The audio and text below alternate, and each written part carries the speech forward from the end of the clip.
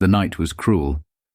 Bitter wind howled through the barren trees, and cold rain lashed against the cracked asphalt. Judge Harold Whitaker shivered as he struggled with the rusted jack, his frail hands slick with rain and grease. The flat tire had given out miles from home, on a lonely stretch of road just outside the city. His old sedan sagged to one side, as stubborn as the justice system he'd spent decades trying to reform. A pair of headlights flared behind him. A police cruiser. Relief flickered in his chest, but only for a moment. The car door swung open. A figure stepped out, boots splashing in the rain. Even before the officer spoke, Harold felt it, the unmistakable weight of suspicion. "Hey, what the hell are you doing out here?" The voice was sharp, aggressive. Harold turned, pushing his rain-splattered glasses up the bridge of his nose. The officer was young, broad-shouldered, and wore authority like a weapon. His right hand hovered near his holster. "Good evening, officer," Harold said, his voice calm but weary. "Just fixing a flat tire." The officer's lip curled in disdain. His name tag read, Calloway. "You live around here?" Calloway asked, stepping closer. Harold exhaled, his breath misting in the frigid air. "No, but I was on my way home when—" "ID, now." Harold hesitated. The wallet was in his car on the passenger seat. He knew how this looked. A lone black man, in the rain, on the side of the road, next to an old car. To Calloway, it didn't matter that he was a judge. It didn't matter that he'd sentenced real criminals from courtrooms grander than this street. "It's in the car," Harold said, nodding toward it. Calloway's eyes darkened, his nostrils flared. "Get it." Slowly. Harold took a careful step toward the driver's door, his movements deliberate. His fingers barely grazed the handle when, BAM! The shove came out of nowhere. A rough hand grabbed Harold by the collar and yanked him back. His spine collided with the cold metal of the car. "Don't play games with me, old man," Calloway snarled. Harold gasped, struggling to regain his breath. "Officer, there's no need for—" Crack! A fist drove into his stomach. The world blurred. Pain seared through his ribs. His knees buckled, and he collapsed to the wet pavement, gasping for air. Above him, Calloway loomed, eyes gleaming with something vile. Power, control, ownership. "Stay down," the officer growled. Harold coughed, rainwater mixing with bile in his throat. The injustice he'd fought his whole life was now pressing its boot against his own chest. Harold's breath came in ragged gasps as he clutched his stomach, his frail body struggling to recover from the blow. The icy rain poured over him, seeping through his thin coat, but the cold was nothing compared to the humiliation burning inside him. He had seen this scenario play out 100 times in court. An officer overstepping, an innocent black man brutalized. And now, despite his title, despite his years on the bench, he was the one lying on the ground, treated like nothing. Calloway paced in front of him, breathing heavily, his boots kicking up small splashes of water. He cracked his knuckles as if debating whether to hit Harold again. "You think you're real smart, huh? Out here in the middle of the night, creeping around like some damn thief." Harold forced himself to sit up, his ribs aching. "Officer, I am not a threat," he wheezed. "I was simply trying to get my ID." Calloway let out a harsh laugh. "Oh, I bet you were. Bet you got all kinds of stuff in that car, huh? Weapons, drugs, maybe stolen property?" Harold clenched his jaw. He knew better than to argue, knew that any protest could escalate the situation. He had spent years ruling on cases where a single misplaced word had turned a routine stop into a fatal encounter. His mind screamed at him to stay silent, to comply, to endure, but his soul rebelled. He straightened slightly, looking Calloway in the eyes. "Check my ID. It's in the front seat. I have nothing to hide." Calloway's face twisted with annoyance at Harold's composed tone. He wanted fear. He wanted submission. "Shut up!" he spat before reaching for his radio. "I've got a suspicious subject here, possibly armed, requesting backup." Harold's heart clenched. Possibly armed. The words were a death sentence. He had seen how these calls ended. "Officer," Harold said, his voice firm despite the pain, "do not escalate this. I am a state—" Crack! Another blow, a boot to his ribs. Harold crumpled onto his side, coughing violently, the taste of copper filling his mouth. His head spun, but he refused to lose consciousness. He wouldn't let this man take his dignity along with his breath. In the distance, the wail of another siren pierced the night. Backup was coming. Harold didn't know if that meant salvation or something far worse. Harold lay on the rain-soaked pavement, his ribs throbbing with every shallow breath. His once immaculate coat was smeared with mud, and his glasses lay shattered just inches from his trembling fingers. Calloway loomed over him, adjusting his belt as though he had just completed a job well done. "Now!" the officer sneered. "Let's try this again. Who the hell are you?" Harold coughed, struggling to sit up. He had never in his life been in a position like this, on the ground, bruised, helpless. But he steadied himself. "My name is Judge Harold Whitaker," he said, his voice hoarse but steady. "I am a sitting judge in this state. My identification is in my car. If you check, you'll see that I—" Calloway let out a sharp, cruel laugh. "A judge? You expect me to believe that?" He turned to the second officer who had just arrived, a stocky man with tired eyes. "Hey, Jenkins, get this. Old boy here says he's a judge." Jenkins shifted uncomfortably, looking Harold up and down. He wasn't laughing, but he wasn't intervening either. "Maybe we should check his ID," Jenkins muttered. Yeah, let's check his ID," Calloway mocked, shaking his head. "What's next?" "You the damn mayor too?" He suddenly crouched down, his voice dropping into a dangerous whisper. "You think you're better than me, old man?" Harold met his gaze, unflinching. "I think you're making a mistake," he said simply.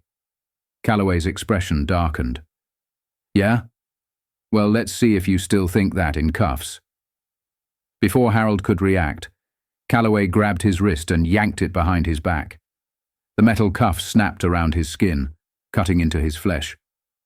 "Officer, this is unnecessary," Harold protested, his voice still calm but tinged with pain. Calloway ignored him, tightening the cuffs deliberately. "You're being detained for resisting an officer and failing to comply," he said smugly. "Resisting?" Harold asked, incredulous. "I've done nothing but cooperate." "Tell it to the judge," Calloway smirked. "Oh, wait, you are the judge, right?" The second officer shifted again. "Calloway, maybe we should just—" "I've got this handled," Calloway snapped. "We're bringing him in. A trespassing vagrant with no ID, lying to law enforcement. Sounds like a danger to me." The rain had slowed, but Harold barely noticed. The pounding in his chest was louder than any storm. Then, a voice cut through the night. "Hey, what the hell are you doing to that man?" Calloway and Jenkins both turned. Across the street, a woman stood, her phone raised.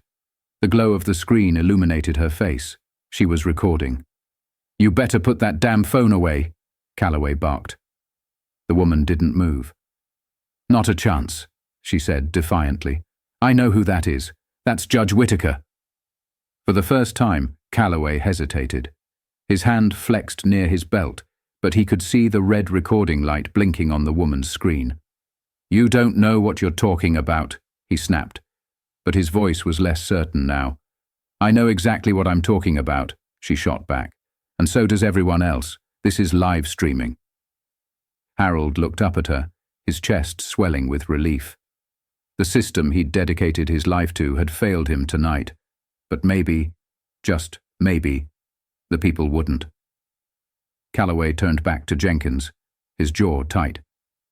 "Get him in the damn car, now!" Jenkins hesitated. "Calloway!" "Now!" Just as Calloway reached for Harold's arm to haul him up, Another set of headlights sliced through the darkness. The low purr of an expensive engine filled the air as a sleek black sedan rolled up to the curb. The door swung open.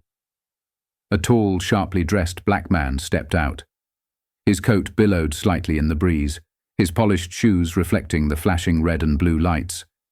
His expression was pure, unfiltered rage. His voice, when he spoke, was ice cold. "Unc." Calloway froze. Jenkins paled. Harold lifted his head, his weary eyes locking onto the newcomer. His nephew had arrived. A heavy silence fell over the rain-soaked street. The only sounds were the distant wail of a siren, the steady hum of the luxury car's engine, and the soft pattering of raindrops against the asphalt.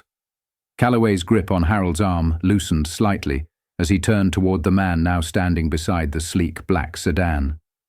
The stranger's gaze burned with controlled fury. Harold exhaled slowly. He knew that voice. Jordan Whitaker, his nephew. Calloway's jaw clenched as he sized up the newcomer. Jordan's tailored suit, his unshaken posture, and the way he carried himself all screamed one thing: power. The kind of power that men like Calloway hated seeing in a black man. "And who the hell are you?" Calloway sneered, trying to regain control of the situation. Jordan took a single step forward, his polished shoes barely making a sound on the wet pavement. "The man you just put your hands on is my uncle," he said, his voice low and lethal. "And he's not just some random old black man. That's Judge Harold Whitaker, a sitting judge, and you just assaulted him." Jenkins stiffened, his eyes widening in alarm. He turned to Harold as if seeing him for the first time. Calloway, however, let out a dry laugh. "Oh, give me a break. Every criminal in handcuffs says they're somebody important. I don't care who he claims to be." Jordan's expression didn't change. "Then I suggest you look up his name, right now." The woman, still recording, took a step closer. "Oh, don't worry," she called out. "I already did, and I sent this footage to 3 different news outlets." Calloway's eyes flickered with something almost like fear. His radio crackled to life. "Unit 4-7, this is dispatch. Be advised, the subject in custody has been identified as Judge Harold Whitaker. Stand down immediately. I repeat, stand down." Jenkins swallowed hard. Calloway's face twisted in frustration. Jordan folded his arms. "You hear that, officer?" Calloway's fingers flexed. His pride warred with the reality of the situation. Finally, he gave Harold a cold glare before roughly unlocking the handcuffs and yanking them off. The metal clattered to the ground. Harold winced as he rubbed his wrists, but he said nothing. He didn't need to. Jordan was handling this. "You just made the biggest mistake of your career," Jordan continued, his voice eerily calm. "And I promise you, this isn't over." Calloway took a step closer, lowering his voice. "You think you're going to ruin my life? I've been on this force for 10 years. You people don't scare me." Jordan smiled, but it wasn't friendly. It was the kind of smile that said you just signed your own death warrant. "You're right," he said smoothly. "I don't have to scare you. Your own actions already did that. See, the whole country's about to see this. And by morning, you won't just be a racist cop. You'll be a national disgrace." Calloway's face turned red. Jordan turned to his uncle. "Are you hurt?" Harold exhaled. His ribs ached. His dignity had been battered, but he was still here. "I'll be fine," he said. Jordan's hands clenched at his sides. "I want him arrested, tonight." Jenkins took a shaky breath. We have to report this to Internal Affairs first." Jordan's eyes narrowed. "Then I suggest you start making that call." Jenkins didn't argue. He stepped aside, speaking hurriedly into his radio. Calloway glared at them both, but he said nothing. For the first time that night, he was the one standing in the rain with nowhere to run. The night had shifted. What had started as another abuse of power, another black man brutalized on a dark street, was now unraveling before Officer Calloway's eyes. Jordan Whitaker stood tall, his phone already pressed to his ear. His voice was steady, controlled, but dripping with barely concealed rage. "Put me through to Commissioner Alvarez. Now." Calloway scoffed, crossing his arms. "You think calling your little lawyer buddies is going to do anything?" he sneered. "I told you, I've been on this force for 10 years. I know how this works." Jordan ignored him, waiting. Harold sat on the hood of Jordan's car, still catching his breath. His ribs throbbed, and his wrists burned from the tight handcuffs. But he watched his nephew, watched the scene unfolding, and for the first time that night, he felt the tide turning. Calloway wasn't in control anymore. Jordan glanced at Harold. His voice softened slightly. "Unc, you sure you're okay?" Harold nodded weakly. "Just do what you have to do." Jordan's jaw tightened. He turned his attention back to the phone. "Yes, I'll hold." The woman recording the scene edged closer, the red light of her camera still blinking. "The live stream is at 50,000 views," she murmured. Calloway stiffened at that. His cocky smirk faltered just a bit. Jordan caught it. "You feeling it now?" he asked coldly. "That's the weight of accountability, something I bet you've never had to deal with before." Before Calloway could respond, Jordan straightened. "Commissioner Alvarez? This is Jordan Whitaker. I need you to look at something right now." He turned the phone's camera toward his uncle. The dim streetlights cast deep shadows over Harold's face, highlighting the forming bruises, the way his wrist was still red and raw from the cuffs. The commissioner's voice, though muffled, was sharp and immediate. "Who did this?" Jordan turned the camera, slowly, deliberately, to Calloway. "That man right there." For the first time that night, Calloway looked nervous. "Mr. Whitaker, you have my full attention," Alvarez said through the phone. "I assume there's video evidence." Jordan gestured to the woman still recording. "It's already live. The world has seen it." A pause. Then, "Officer Calloway." Alvarez's voice cut through the night, deadly and cold. "You are hereby suspended from duty, effective immediately. An internal investigation will begin first thing in the morning." Calloway's face drained of color. "Wait, what?" "You heard me," Alvarez snapped. "Turn in your badge and your weapon. Now." Jordan's eyes didn't leave Calloway's face. He watched, savoring the moment, as realization dawned. The predator was now the prey. Calloway's body tensed as the commissioner's words settled over him like a crushing weight. His fingers twitched toward his holster, a reflex, a desperate grasp for the power slipping through his fingers. "Commissioner, you can't be serious," he blurted out, his voice laced with panic. "This man was resisting. He wouldn't show ID. He—" "Officer Calloway," Alvarez's voice cut through his excuses like a blade. "Judge Whitaker is a sitting state judge. Do you understand what you've just done?" Calloway opened his mouth, but nothing came out. His throat bobbed as he swallowed hard. "You didn't just assault a black man on the side of the road," Jordan said smoothly, stepping closer. "You assaulted a judge with influence." The woman with the camera let out a low whistle. "Oh, he's done." Calloway's head whipped toward her. "Shut the hell up." That was a mistake. The bystanders, who had been gathering quietly at a distance, exploded with fury. "You shut up, pig!" someone yelled. "You just got caught beating an old man!" another voice roared. A man in a hooded sweatshirt stepped forward, fists clenched. "You'd be dragging my body to the morgue if he wasn't a judge, huh? Huh?" The tension shifted from shock to outrage. More people were arriving, drawn by the commotion, by the flashing lights, by the live stream that was still climbing past 100,000 views. Calloway's eyes darted around. For the first time that night, he looked afraid. "Officer Jenkins," the commissioner barked over the phone. "Disarm Calloway, now." Jenkins hesitated, but only for a moment.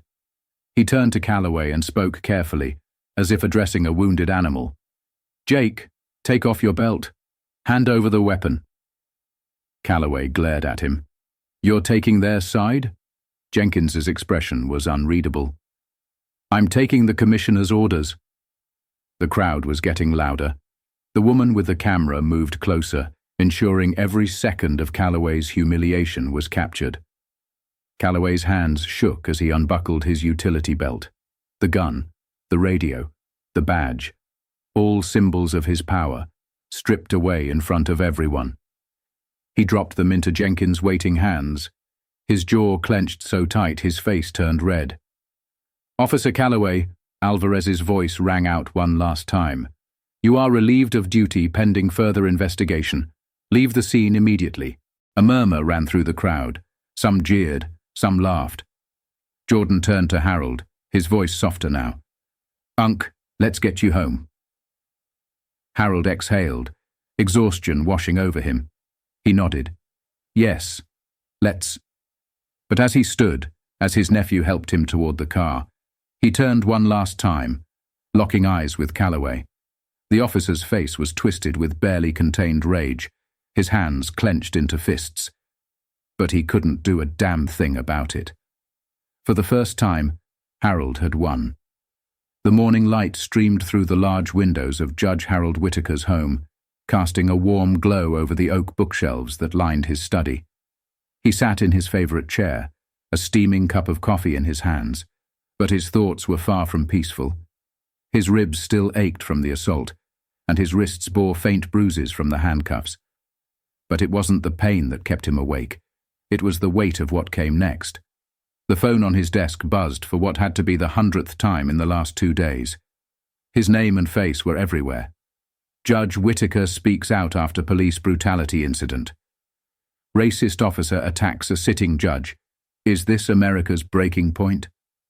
Powerful judge calls for reform. Will the system finally listen? The video had gone viral. It had sparked outrage, ignited debates, and put police brutality back into the national conversation. His nephew, Jordan, had already called that morning. "Unc, you sure you don't want to press charges? Calloway deserves to be in prison." Harold had sighed, rubbing his temple. "You think locking up one racist cop is going to fix the system?" Jordan had been silent for a moment before exhaling. Number, but it would feel damn good. Now, as Harold scrolled through the countless messages, some supportive, some hateful, he knew he had a choice. He could make this about Calloway. He could let anger consume him and demand one man's downfall. Or he could make this bigger than himself. He picked up his phone and dialed. "Commissioner Alvarez," he said when the line picked up. "We need to talk about reform." The hall was packed. Camera flashes flickered like lightning as journalists jostled for position. The tension was thick. Everyone wanted to hear what Judge Whitaker had to say. He stepped up to the podium, adjusting the microphone. The bruises on his face had faded, but the fire in his eyes had not. "I have served this state for decades," he began, his voice steady. "I have ruled on cases of injustice, I have sentenced criminals, and I have upheld the law. But last week the law did not uphold me." The room was silent. "What happened to me is not unique. The only difference between me and thousands of black men in this country is that I was lucky enough to have a camera on me, lucky enough to have the right last name. But justice should not be about luck." Murmurs rippled through the audience. "I am not pressing charges against Officer Calloway," he continued, pausing to let the gasps settle. "But let me be clear, this is not forgiveness. This is strategy. One man in prison does not fix a broken system. Instead, I am demanding policy changes. I want de-escalation training. I want mandatory body cameras. I want accountability boards with civilian oversight. I want these changes, not next year, not in 10 years. Now." Applause erupted. Jordan stood in the crowd, arms crossed, a small smirk on his face.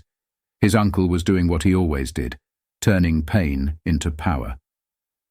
The press conference sent shockwaves through the city. Harold Whitaker's words carried weight, and the public demanded action. Within a week, the mayor's office announced an emergency review of police procedures.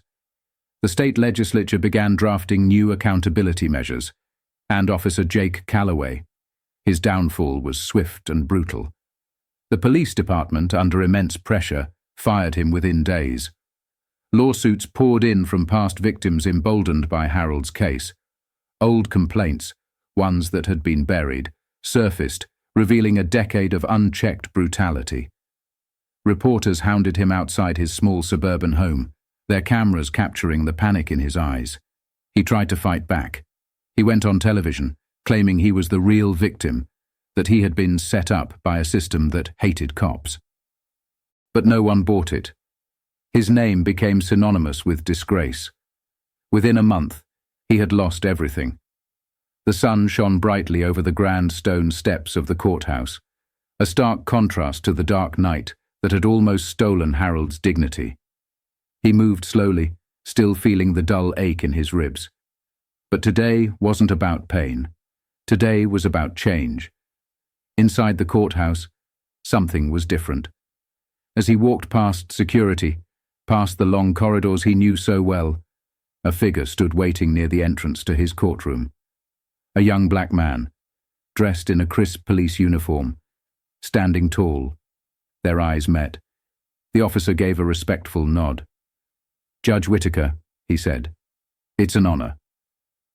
Harold studied the young man, no older than 25, a face full of determination, not yet hardened by the system. "You're new," Harold observed. "Yes, sir," the officer said. "Just finished training. First day on duty." Harold raised an eyebrow. "And you're standing outside my courtroom. Why?" The officer's posture straightened. "Because I requested this post. I wanted to be stationed where I knew accountability matters, where justice matters." Harold smiled. A slow, knowing smile. This was what he had fought for. Not revenge, not hatred, change. He reached out, shaking the young officer's hand. "Then you're exactly where you need to be." With that, Judge Harold Whitaker stepped into his courtroom. A new day had begun. "This is how we win."